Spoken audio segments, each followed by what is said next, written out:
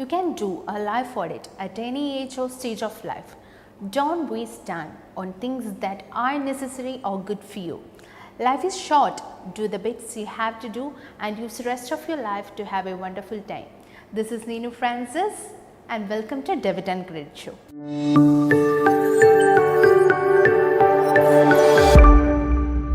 So today we are going to discuss about an international course which is related to auditing. ഏകദേശം 1,63,700 qualified members ഉള്ള 150 countries already ഈ പ്രോഗ്രാമിന് enrol ചെയ്തിട്ടുണ്ട്. ഏറ്റവും വലിയ പ്രത്യേകത എന്തെന്നാൽ ഇതിന് അപരന്മാരില്ല. The one and only USA ബോർഡാണ് ഇത് പ്രൊവൈഡ് ചെയ്യുന്നത്. ഏതാണ് ഈ course? CIA, certified internal auditor. And yes, we are going to discuss it with a person who is having professional memberships in Association of Chartered Certified Accountants of UK, Institute of Public Accountants of Australia and Institute of Financial Accountants of UK. He is a very successful tutor for paper auditing and various professional courses. He is very popular for handling his sessions with real life audit scenarios and is also a registered member for Oxford Brookes University, UK. Yes, he is Mr. Alan Viju Palak, who is the right and apt person for explaining about CIA, Certified Internal Auditor. Welcome to the show, sir. Thank you. CIA, Certified Internal Auditor എന്നുള്ള കോഴ്സാണ്. നമ്മൾ ഡിഗ്രിയുടെ ടൈമിലാണെങ്കിലും ഓഡിറ്റിങ്ങിനെ കുറിച്ച് കേട്ടിട്ടുണ്ട്. പക്ഷേ internal auditing, external auditing രണ്ടും different types ആണ്. So first of all അതിനെക്കുറിച്ചൊന്ന് എക്സ്പ്ലെയിൻ ചെയ്യാമോ സാറിന്? സോ ബേസിക്കലി എക്സ്റ്റേണൽ ഓഡിറ്റിംഗ് ആണ് നമ്മൾ യൂഷ്വലി ഓഡിറ്റർ എന്ന് പറഞ്ഞ് കൂടുതലും കേൾക്കാറുള്ളത്. ഈ എക്സ്റ്റേണൽ ഓഡിറ്റിംഗ് എന്ന് പറയുമ്പോൾ അവിടെ കൂടുതലും നമ്മൾ കൺസിഡർ ചെയ്യുന്നുണ്ടാവുക ഒരു കമ്പനിയുടെ ഫിനാൻഷ്യൽ സ്റ്റേറ്റ്മെൻറ്റ്സ് ഉണ്ടല്ലോ. ലിറ്ററലി പറഞ്ഞാൽ ഒരു കമ്പനിയുടെ കണക്കുകളും കാര്യങ്ങളും. ആ കണക്കുകളും കാര്യങ്ങളൊക്കെ പ്രോപ്പർ ആണോ എന്ന് നോക്കുന്ന ഒരു അഷ്വറൻസ് സർവീസ്, അല്ലെങ്കിൽ അതൊരു ഉറപ്പ് പറയുന്ന ഒരു സർവീസ്, അത് മാത്രമാണ് എക്സ്റ്റേണൽ ഓഡിറ്റിംഗ് എന്ന് പറയുക. പക്ഷേ ഈ എക്സ്റ്റേണൽ ഓഡിറ്റിങ്ങിനെക്കാളും ഒരു കമ്പനീനെ സംബന്ധിച്ച് നോക്കുമ്പോൾ കമ്പനിക്കകത്തുള്ള അകത്ത് സംഭവിക്കുന്ന കാര്യങ്ങൾ എന്തൊക്കെയാണോ അത് ഓരോന്നും നോക്കുന്നതാണ് ഇന്റേണൽ ഓഡിറ്റിംഗ് എന്ന് പറയുക. ഇതാണൊരു ബേസിക് സമ്മപ്പ് എന്ന് പറയുക. കൂടുതൽ ഇതിനെക്കുറിച്ച് പറയുകയാണെന്നുണ്ടെങ്കിൽ ബേസിക്കലി ഇന്റേണൽ ഓഡിറ്റിംഗ് എന്ന് പറഞ്ഞു വരുമ്പോഴത്തേനും നമ്മൾ യൂഷ്വലി അവിടെ കൺസിഡർ ചെയ്യാറുള്ളത് എന്താണെന്ന് വെച്ചിട്ടുണ്ടെങ്കിൽ ഒരു കമ്പനിക്ക് പല തരത്തിലുള്ള ഒബ്ജക്റ്റീവ്സ് ഉണ്ടാവും. സേ ഫോർ എക്സാമ്പിൾ ചില കമ്പനീസിൻ്റെ ഒബ്ജക്റ്റീവ് പ്രോഫിറ്റ് അച്ചീവ് ചെയ്യുക എന്നുള്ളതായിരിക്കാം. ചില കമ്പനീസിൻ്റെ ഒബ്ജക്റ്റീവ് മാക്സിമം സർവീസ് കൊടുക്കണം എന്നുള്ളതായിരിക്കാം, ക്വാളിറ്റി സർവീസ് കൊടുക്കണം എന്നുള്ളതായിരിക്കാം. അതുപോലെ തന്നെ എല്ലാ കമ്പനിക്കുള്ള മേജറായിട്ടുള്ള ഒരു ഒബ്ജക്റ്റീവാണ് ആ കമ്പനിക്ക് എന്തൊക്കെ ലോസ് ആൻഡ് റെഗുലേഷൻസ് കംപ്ലൈ ചെയ്യാനുണ്ടോ ഈ ലോസ് ആൻഡ് റെഗുലേഷൻസ് ഒക്കെ കംപ്ലൈ ചെയ്യണം, നിയമങ്ങളും കാര്യങ്ങളും ഫോളോ ചെയ്യണം.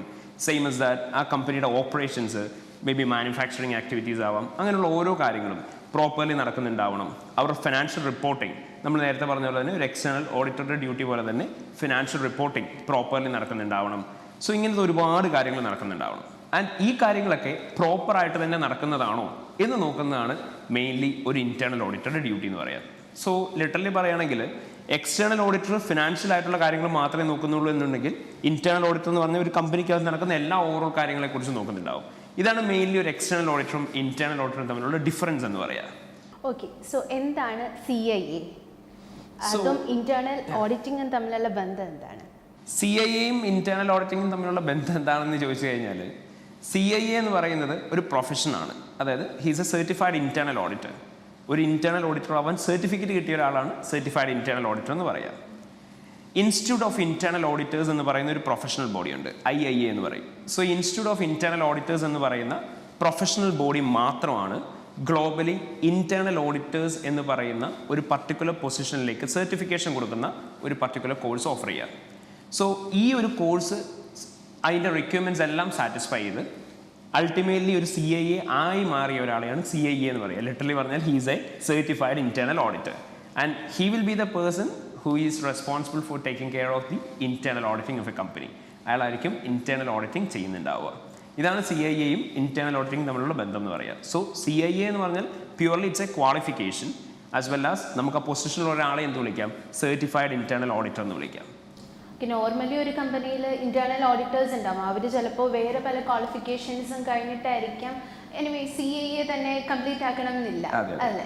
അപ്പോൾ നോർമലി CIA എന്നുള്ള ഒരു സർട്ടിഫിക്കേഷൻ കിട്ടാനായിട്ട് എന്തൊക്കെയാണ്, ഏതാണ് അതിൻ്റെ basic eligibility and all? Basic എലിജിബിലിറ്റിനെ കുറിച്ച് ഞാൻ പറയാം. അറ്റ് ദി സെയിം ടൈം ഇപ്പോൾ ചോദിച്ച പോലെ തന്നെ ഈ CIEയും അപ്പം ബാക്കിയുള്ള ഏതെങ്കിലും ഒരു ക്വാളിഫിക്കേഷൻ ചെയ്താൽ ഒരു ഒരു ഇന്റേണൽ ഓഡിറ്റർ ആവും വർക്ക് ചെയ്യാൻ പറ്റും. സോ അത് രണ്ടും തമ്മിലുള്ള ഡിഫറൻസ് എന്താണെന്നുള്ളത് പറഞ്ഞുതരാം. യൂഷ്വലി പറയുകയാണെങ്കിൽ ഡിഫറൻസ് ഇസ് വെരി സിമ്പിൾ. നമ്മളിപ്പോൾ ഒരു ഡോക്ടറെ കൺസൾട്ട് ചെയ്യാൻ പോകുന്ന സമയത്ത് നമുക്കൊരു MBBS ഡോക്ടറെ കൺസൾട്ട് ചെയ്യാം. And at the same time നമുക്ക് വേണമെന്നുണ്ടെങ്കിൽ ഒരു പർട്ടിക്കുലർ ഏരിയയിൽ മാത്രം സ്പെഷ്യലൈസ്ഡ് ആയിട്ടുള്ള ഡോക്ടറെയും കാണാൻ പോവാം. സേ ഫോർ എക്സാമ്പിൾ ഇപ്പം വേണമെന്നുണ്ടെങ്കിൽ നമ്മൾ ENT എന്ന് പറയുന്ന ഒരു ഡിപ്പാർട്ട്മെൻറ്റിൽ തന്നെ കൺസൾട്ട് ചെയ്യാൻ പോകുന്നുണ്ടാവും, ഒരു സർജനെ തന്നെ കൺസൾട്ട് ചെയ്യാൻ പോകുന്നുണ്ടാവും. അതിനുള്ളൊരു ബേസിക് റീസൺ എന്ന് പറഞ്ഞാൽ എന്താണ്, definitely we know the fact that ആ ഒരു പർട്ടിക്കുലർ പേഴ്സണ് ആ ഒരു പർട്ടിക്കുലർ ഏരിയയിൽ എന്തുണ്ടാവും, ഇൻ ഡെപ്ത് നോളജ് ഉണ്ടാവും. He will be an expert in that. അത് തന്നെയാണ് നമ്മൾ ഇവിടെയും കൺസിഡർ ചെയ്യുന്ന ഒരു ഫാക്ടർ എന്ന് പറയാം. സോ ഒരു ഇന്റേണൽ ഓഡിറ്റർ ആവാനായിട്ട് ലിറ്ററലി പറയുകയാണെങ്കിൽ ഇന്നൊരു ക്വാളിഫിക്കേഷൻ തന്നെ വേണമെന്ന് യാതൊരു നിർബന്ധമില്ല. പക്ഷേ ഈ ഒരു പെർട്ടിക്കുലർ സർട്ടിഫിക്കേഷൻ എന്ന് പറയുന്നത് ഗ്ലോബലി അക്സെപ്റ്റഡ് ആയിട്ടുള്ള ഒരേ ഒരു സർട്ടിഫിക്കേഷൻ കോഴ്സ് മാത്രമാണ്. സോ ഇന്റേണൽ ഓഡിറ്റർ ആവാൻ വേണ്ടിയിട്ട് എത്രത്തോളം വേണം നോളജ്, ആ ഇൻഡെപ്ത് ആയിട്ടുള്ള നോളജ് ഉള്ള ഒരാളാണ് സർട്ടിഫൈഡ് ഇന്റേണൽ ഓഡിറ്റർ എന്ന് പറയാം. അതുകൊണ്ടാണ് ബാക്കിയുള്ള കോഴ്സുകൾ വെച്ച് കമ്പയർ ചെയ്യുമ്പോഴത്തേനും ഇന്റേണൽ ഓഡിറ്റിങ്ങിന് ജോബ് വേക്കൻസീസ് വരുമ്പോൾ കൂടുതൽ പ്രിഫറൻസ് കിട്ടുക. ഓക്കെ, ദെൻ ഇന്റേണൽ ഓഡിറ്റർ ആവാനായിട്ട് എന്തൊക്കെയാണ് ബേസിക് എലിജിബിലിറ്റി വേണ്ടത് എന്ന് ചോദിച്ചാൽ, അല്ലെങ്കിൽ ഒരു CIE കോഴ്സ് സ്റ്റാർട്ട് ചെയ്യാനായിട്ട് ബേസിക് എലിജിബിലിറ്റി വേണ്ടതെന്ന് ചോദിച്ചാൽ നമുക്ക് പറയാൻ പറ്റും ഒരു ഡിഗ്രി ഹോൾഡ്, അല്ലാന്നുണ്ടെങ്കിൽ ഒരു PG ഹോൾഡ്. ഇനി അതും അല്ലാന്നുണ്ടെങ്കിൽ 12th കഴിഞ്ഞ ഒരാൾക്ക് ചെയ്യാൻ പറ്റുമെന്ന് ചോദിച്ചാൽ അവർക്കും ചെയ്യാം. അങ്ങനെയാണ് എലിജിബിലിറ്റി ക്രൈറ്റീരിയ വരിക. ബേസിക്കലി ഈ CIE എക്സാമിന് വേണ്ടിയിട്ട് അപ്പിയർ ചെയ്യണമെന്നുണ്ടെങ്കിൽ ഇതിനകത്ത് ഞാൻ പറഞ്ഞ പോലെ തന്നെ 12th കഴിഞ്ഞവർക്ക് ജോയിൻ ചെയ്യാം. അവർക്ക് മാത്രം ഒരു ടാസ്കും കൂടി ഉണ്ട്. ആ ടാസ്കിനെ കുറിച്ച് ഞാൻ ഡീറ്റെയിൽ ആയിട്ട് പറഞ്ഞുതരാം. ഓക്കെ, ഇപ്പം നമ്മൾ CA അല്ലെങ്കിൽ ACCയിലൊക്കെ +2 കഴിഞ്ഞ് വന്നവർക്കും ഡിഗ്രി കഴിഞ്ഞ് വന്നവർക്കും വേറെ വേറെ ലെവൽസിലൂടെ അവർ പോകുന്നത്. ഇപ്പോൾ CAയിലാണെങ്കിൽ +2 കഴിഞ്ഞവർക്ക് ഫൗണ്ടേഷൻ റൂട്ടിൽ പോകണം, ഡിഗ്രി കഴിഞ്ഞവരാണെങ്കിൽ ഫൗണ്ടേഷൻ കൂടാതെ ഡയറക്റ്റ് ആയിട്ട് കയറണം. സോ ഇപ്പോൾ 3 കാറ്റഗറീസിനെ പറ്റി പറഞ്ഞു. അപ്പോൾ CIEയിൽ ഇതെങ്ങനെയാണ് സാറ്റിസ്ഫൈ ചെയ്ത് പോകേണ്ടത്? ഇവിടെ CIEയിൽ എക്സാം ലെവൽസ് എന്ന് പറയുന്നത് മൊത്തം 3 പേപ്പേഴ്സ് മാത്രമാണ് എക്സാം ആയിട്ടുള്ളത്. മൾട്ടിപ്പിൾ ലെവൽസ് ആയിട്ടില്ല. Paper 1, paper 2, paper 3. ഈ 3 പേപ്പേഴ്സ് 12th കഴിഞ്ഞ ഒരാളാണെങ്കിലും ഡിഗ്രി കഴിഞ്ഞ ഒരാളാണെങ്കിലും PG കഴിഞ്ഞ ഒരാളാണെങ്കിലും ചെയ്യണം. ഹൗവർ അവിടെ വരുന്ന ഒരു ഡിഫറൻസ് എന്ന് പറഞ്ഞിട്ടുണ്ടെങ്കിൽ അവരുടെ വർക്ക് എക്സ്പീരിയൻസിൻ്റെ റിക്വയർമെൻറ്റ്സിൽ കുറച്ച് ഡിഫറൻസ് വരും. ഓക്കെ, അങ്ങനെയാണ് ഡിഫറൻസ് മെയിൻലി വരിക. വർക്ക് എക്സ്പീരിയൻസ് ഏത് പ്രൊഫഷണൽ കോഴ്സ് നോക്കിയാലും അവർ ആർട്ടിക്കിൾഷിപ്പ് അല്ലെങ്കിൽ ഇൻഡസ്ട്രിയൽ ട്രെയിനിങ് വേണം എന്ന് പറയും. CAയുടെ കേസിൽ ഏത് ഇന്റേണൽ ഓഡിറ്റിംഗ് രീതിയിൽ തന്നെയാണ് പോകേണ്ടത്? എങ്ങനെയാണ് വരുന്നത് ഇവരുടെ? സോ ബേസിക്കലി എക്സാം റിക്വയർമെൻറ്റ്സിനെ കുറിച്ച് പറയുകയാണെന്നുണ്ടെങ്കിൽ CA അല്ലെങ്കിൽ ACCA പോലെ ഇവിടെ ഡിഫറെൻറ്റ് ലെവൽസ് ഓഫ് എക്സാം ആയിട്ടില്ല. CAA എന്ന് പറയുന്ന കോഴ്സിൽ മൊത്തം 3 പേപ്പേഴ്സ് മാത്രമാണ് ഉള്ളത്. Paper 1, paper 2, paper 3. ആൻഡ് ഈ 3 പേപ്പേഴ്സും എല്ലാവർക്കും മാൻഡേറ്ററി ആണ്, എല്ലാവരും എഴുതണം. ആകെ വരുന്ന ഡിഫറൻസ് എന്താണെന്ന് വെച്ചിട്ടുണ്ടെങ്കിൽ വർക്ക് എക്സ്പീരിയൻസ് റിക്വയർമെൻറ്റ്സ് ഉണ്ട്. ഈ വർക്ക് എക്സ്പീരിയൻസ് റിക്വയർമെൻറ്റ്സിൽ മാത്രമാണ് ഡിഫറൻസ് വരിക. അതായത് ഒരു ഗ്രാജുവേഷൻ കഴിഞ്ഞ ഒരാളാണ്, ജസ്റ്റ് ഒരു ഡിഗ്രി കഴിഞ്ഞ ഒരാളാണ്. ഡിഗ്രി കഴിഞ്ഞ ഒരാളാണെന്നുണ്ടെങ്കിൽ 2 years ഇന്റേണൽ ഓഡിറ്റ് ഡിപ്പാർട്ട്മെൻറ്റിൽ വർക്ക് ചെയ്യണം. ഏതെങ്കിലും കമ്പനിയുടെ ഒരു ഇന്റേണൽ ഓഡിറ്ററായിട്ട് അല്ലെങ്കിൽ ഇന്റേണൽ ഓഡിറ്റ് അസിസ്റ്റൻ്റ് ആയിട്ടോ അങ്ങനത്തെ പോസ്റ്റുകളിൽ വർക്ക് ചെയ്യണം. ദെൻ നെക്സ്റ്റ് വരുന്നൊരു റിക്വയർമെൻറ്റ് എന്ന് പറഞ്ഞിട്ടുണ്ടെങ്കിൽ ഇപ്പം ഒരു പോസ്റ്റ് ഗ്രാജുവേഷൻ കഴിഞ്ഞ ഒരാളാണ്, PG കഴിഞ്ഞ ഒരാളാണെന്നുണ്ടെങ്കിൽ അവർക്ക് 1 year മാത്രം വർക്ക് എക്സ്പീരിയൻസ് മതി. ഇനി എഗെയിൻ ഒരു ഓപ്ഷനും കൂടി ഉണ്ട്. അതെന്ന് പറഞ്ഞിട്ടുണ്ടെങ്കിൽ നമ്മൾ പറഞ്ഞ പോലെ നമ്മുടെ 12th കഴിഞ്ഞിട്ട് വരുന്ന കുട്ടികൾ, 12th കഴിഞ്ഞിട്ട് വരുന്ന കുട്ടികൾക്ക് മാത്രം ഒരു എക്സാമും കൂടി അഡീഷണലി ഉണ്ട്. എന്ന് വെച്ചാൽ ഡയറക്റ്റ്ലി അവർക്ക് CIE എക്സാംസ് അപ്പിയർ ചെയ്യാൻ പറ്റത്തില്ല. കാരണം CIE എക്സാമിൻ്റെ ഏറ്റവും മിനിമം എലിജിബിലിറ്റി റിക്വയർമെൻറ്റ് എന്ന് പറയുന്ന ഒരു ഡിഗ്രിയാണ്. അപ്പോൾ ആ കുട്ടികൾക്ക് ഡിഗ്രി ഇല്ലല്ലോ, 12th കഴിഞ്ഞിട്ട് വരുന്നുണ്ട് തന്നെ. സോ അങ്ങനെയുള്ള കുട്ടികൾക്ക് ഇന്റേണൽ ഓഡിറ്റ് പ്രാക്ടീഷണർ എന്ന് പറയുന്ന ഒരു സർട്ടിഫിക്കേഷൻ ഉണ്ട്. അത് ഇന്റേണൽ ഓഡിറ്റിങ്ങിൻ്റെ ഏറ്റവും ഫൗണ്ടേഷൻ ലെവലിലുള്ള കാര്യങ്ങൾ മാത്രം പഠിപ്പിക്കുന്ന ഒരു പർട്ടിക്കുലർ പേപ്പറാണ്. ആൻഡ് അതും ഒരു 100 ക്വസ്റ്റ്യൻസ്, ഒരു 120 hours എഴുതേണ്ട 100 questions ഉള്ള ഒരു എക്സാമാണ്. ആ എക്സാം ക്വാളിഫൈ ചെയ്ത് കഴിയുമ്പോഴാണ് ആ കുട്ടികൾക്ക് ഡയറക്റ്റ്ലി CIE എക്സാമിന് അപ്പിയർ ചെയ്യാൻ പറ്റുക. പക്ഷെ ഇവർക്കാണ് ഏറ്റവും കൂടുതൽ എക്സ്പീരിയൻസ് റിക്വയർമെൻറ്റ് വേണ്ടത്. കാരണം അവർ കുഞ്ഞുങ്ങളാണല്ലോ.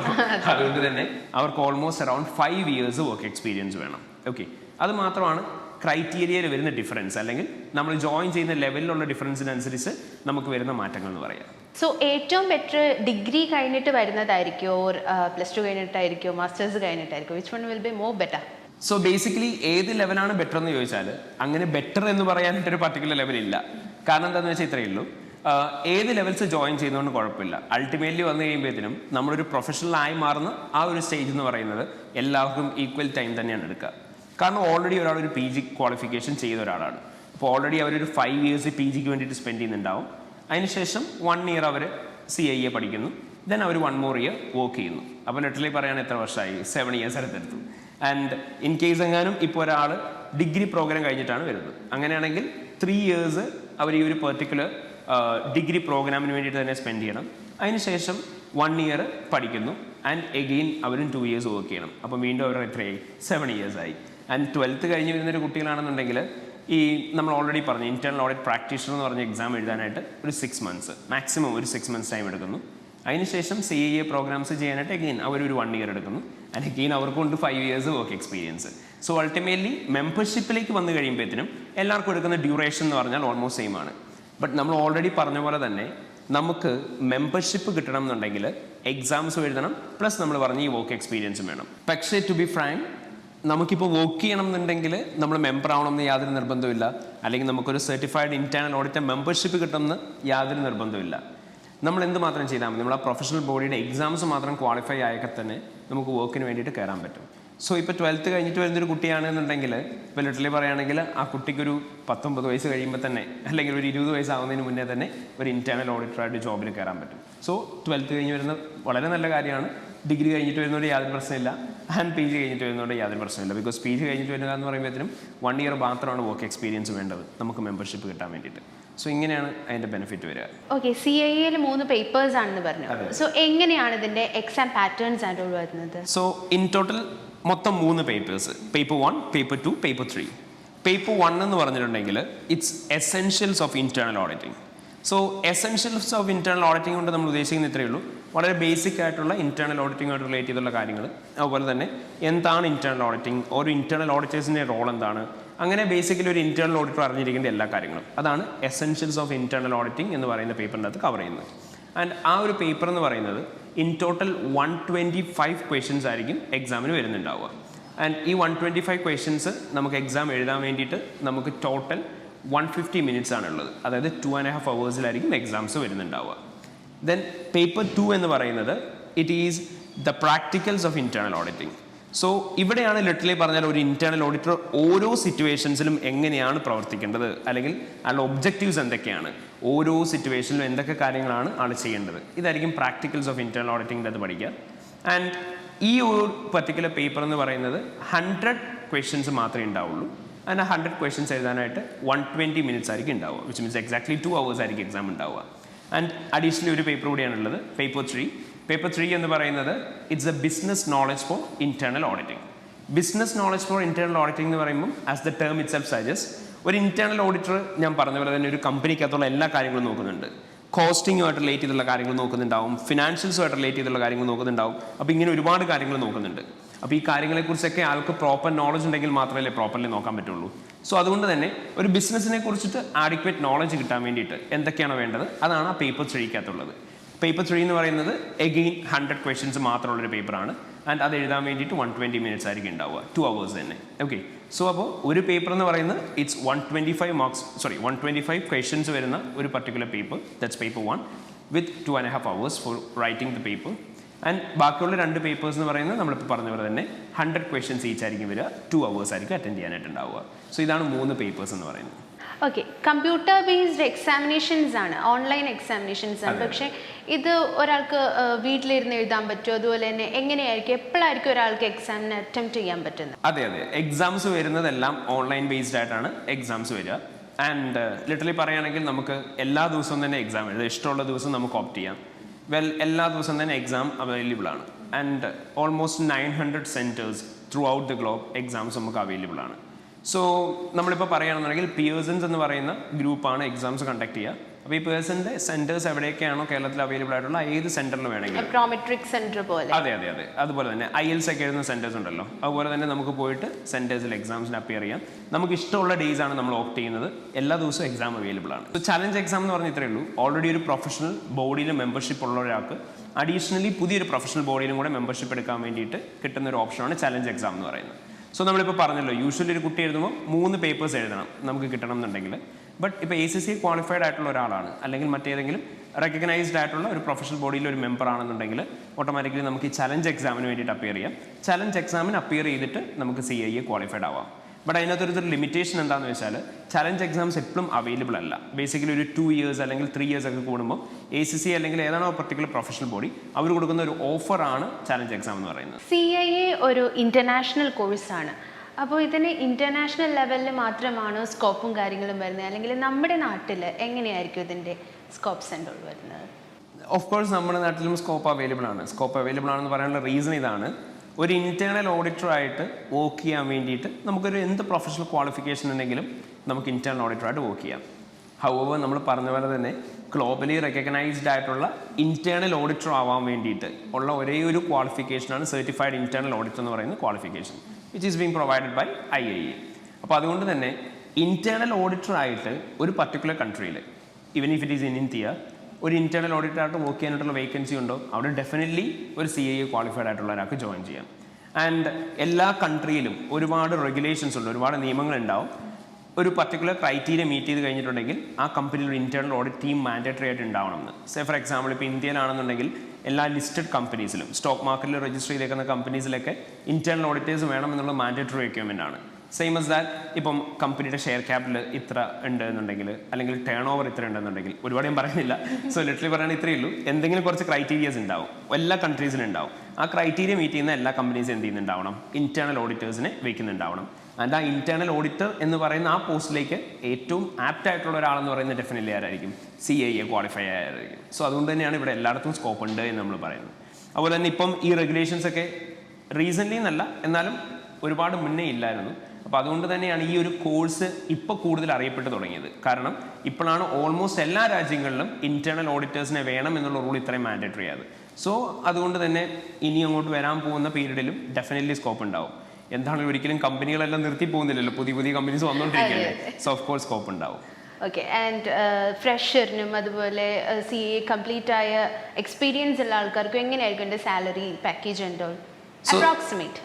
സാലറി പാക്കേജസ് എന്ന് പറയുമ്പോൾ ടു ബി ഫ്രാങ്ക് പറയുകയാണെന്നുണ്ടെങ്കിൽ ഫ്രഷർ എന്ന് നമുക്ക് ഒരിക്കലും CIA മെമ്പർഷിപ്പ് കിട്ടിയ ഒരാളെ വിളിക്കാൻ പറ്റത്തില്ല. കാരണം ഒരു കുട്ടി 12th കഴിഞ്ഞ് CIAക്ക് ജോയിൻ ചെയ്താലും 5 years വർക്ക് എക്സ്പീരിയൻസ് കിട്ടിക്കഴിയുമ്പോൾ മാത്രമേ ആളുണ്ടാവുള്ളൂ, CIA ആവത്തുള്ളൂ. PG കഴിഞ്ഞിട്ട് വരുന്ന ഒരു വർഷത്തെ കൂടെ വർക്ക് എക്സ്പീരിയൻസ് കഴിഞ്ഞ ശേഷം മാത്രമേ CIA ആവത്തുള്ളൂ. So already they are experienced. അപ്പോൾ എക്സ്പീരിയൻസ്ഡ് ആയിട്ട് വരുന്ന സമയത്ത് ഡെഫിനറ്റ്ലി നമ്മൾ പറയുന്നത് ഇങ്ങനെയാണ്, യൂഷ്വലി ഒരു കമ്പനിയിൽ ഒരു ഇൻറ്റേർണൽ ഓഡിറ്റർക്ക് എത്രയാണോ പേ ചെയ്യാറുള്ളത് അതിനേക്കാളും 50% എക്സ്ട്രാ ആയിരിക്കും ഒരു സർട്ടിഫൈഡ് ഇൻറ്റേർണൽ ഓഡിറ്റർ ആയ ഒരാൾക്ക് പേ ചെയ്യുന്നതെന്നാണ് പറയുക. അതുപോലെ തന്നെ CIA നടത്തിയിരിക്കുന്ന സ്റ്റഡിയുടെ ബേസിസിൽ, ഇപ്പം USA ബേസിസിൽ പറയുകയാണ്, IIA എന്ന് പറഞ്ഞാൽ മെയിൻലി USA ഫോക്കസ്ഡ് ആണ്, ഐ മീൻ പ്രൊഫഷണൽ ബോഡി. അപ്പോൾ അതുകൊണ്ട് തന്നെ USA ബേസിസിൽ അവർ പറയുന്നത് ഇങ്ങനെയാണ്, അപ്രോക്സിമേറ്റ്ലി നോർമൽ ഒരു എംപ്ലോയിക്ക് എത്രയാണോ ഇൻറ്റേർണൽ ഓഡിറ്ററായിട്ട് വർക്ക് ചെയ്യുന്ന ഒരാൾക്ക് പേയ്മെൻറ്റ് കിട്ടുന്നത്, ആൾക്ക് കിട്ടുന്ന പേയ്മെൻറ്റിനേക്കാളും $38,000 ഹയർ ആയിരിക്കും ഒരു CIA ക്വാളിഫൈഡ് ആയ ആൾക്കെന്നാണ് പറയുക. പെർസെൻറ്റേജ് ബേസിസിൽ പറയുന്നത് എങ്ങനെയാണ്, നോർമലി ഒരു ഇൻറ്റേർണൽ ഓഡിറ്ററായിട്ട് വർക്ക് ചെയ്യുന്ന ഒരാളെക്കാളും 51% ഹൈക്ക് ഉണ്ടാവും സാലറിയിൽ എന്നാണ് പറയുന്നത്. ഓക്കെ. സോ CIA എന്ന കോഴ്സിനെ പറ്റി അത്യാവശ്യം നല്ല രീതിയിൽ നമുക്ക് ക്ലിയർ ആയിട്ടുണ്ട്. ഏറ്റവും വലിയ പ്രത്യേകത എന്ന് പറഞ്ഞാൽ CIAക്ക് അപരന്മാരില്ല എന്നുള്ളതാണ്. One and only professional body, USA based qualification ആണ്.